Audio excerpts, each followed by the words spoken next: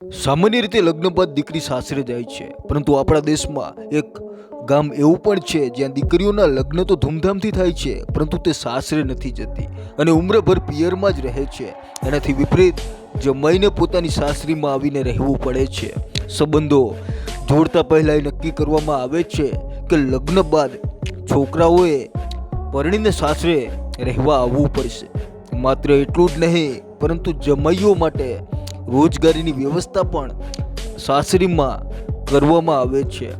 ગામમાં જમાઈઓની સંખ્યા એટલી વધી ગઈ છે કે હવે આ ગામને જમાઈઓનું ગામ પણ કહેવામાં આવે છે.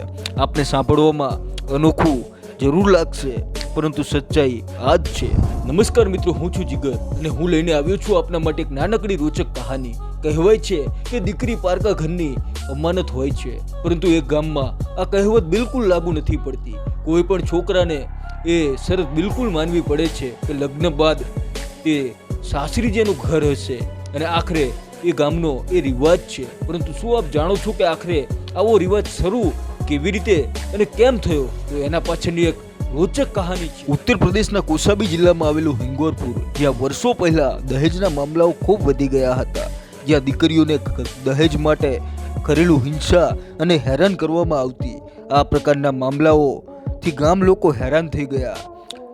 હવે પોતાની દીકરીઓને બચાવવા અને તેમની સલામતી માટે આ સામાજિક મુદ્દા પર ગામના વડીલો બેસે છે. ગામની દીકરીઓ કોઈ ઘટનાનો ભોગ ના બને તેનો આસાન ઉકેલ કાઢવા બાબતે ચર્ચા વિચારણા થાય છે. ઘણા સમયની ચર્ચા બાદ એ નિર્ણય લેવાય છે કે તેઓ પોતાની દીકરીઓના લગ્ન તો કરશે, પરંતુ તેમને સાસરે નહીં મોકલવામાં આવે.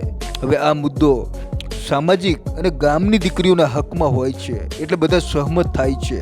ત્યારબાદ ગામની દીકરીઓ માટે સંબંધની વાતો આવે તો એ શરત રાખવામાં આવતી કે છોકરાઓને સાસરીમાં જ આવીને રહેવું પડશે, મતલબ કે પોતાના જમાઈઓને સાસરીમાં આવવું અને રહેવું પડશે. શરૂઆતમાં ઘણી મુશ્કેલીઓ આવી, પરંતુ બાદમાં એ રિવાજ બની ગયો અને દીકરીઓ માટે ઘરેલું હિંસાના મામલાઓ લગભગ સમાપ્ત થઈ ગયા હતા. ગામ લોકોના અનુસાર હવે ગામમાં દહેજના ઝઘડાઓ અને ગર્ભપાતના મામલાઓ જોવા નથી મળતા. ગામ લોકોના માત્ર પોતાના જમાઈઓનું ધ્યાન રાખે છે, પરંતુ પોતાની દીકરીઓને આત્મનિર્ભર બનાવવા માટે પણ જોર લગાવે છે. ખરેખર પ્રશંસાને પાત્ર હોય છે એવા લોકો જે સામાજિક સમસ્યાનો ઉકેલ સામાજિક રીતે જ શોધે છે. ધન્ય છે એવા વડીલો જેમને પોતાની દીકરીઓને સુરક્ષિત કરવાનો પ્રયત્ન કર્યો. મિત્રો, આપને આ જાણકારી પસંદ આવી હોય તો વિડીયોને લાઈક કરી અવનવા અપડેટ માટે ચેનલને સબસ્ક્રાઇબ કરવાનું ના ભૂલતા, જેનાથી વિડીયો મળે આપને સૌથી પહેલા. ધન્યવાદ. જય હિન્દ.